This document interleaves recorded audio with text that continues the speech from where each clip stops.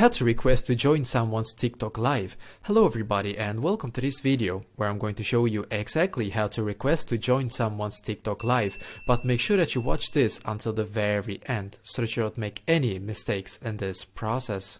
What you need to do first is to head into the TikTok app, and then when you're on your home page, then you need to click where it says live. Now what we need to do is to find a TikTok live that has allowed people to request to join their live. This TikTok live has allowed it because we get this symbol right here. So that is exactly where I need to click. After I've clicked here, then I will get this option here to go live together with this person. And to send the TikTok live request, then I need to click where it says request.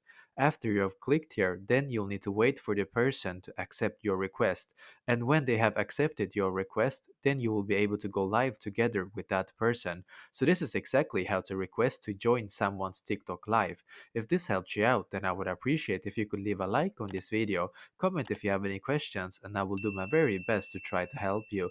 And also, don't forget to subscribe to my channel because I'm doing these kind of helpful videos every day. Thank you for watching and have a great day.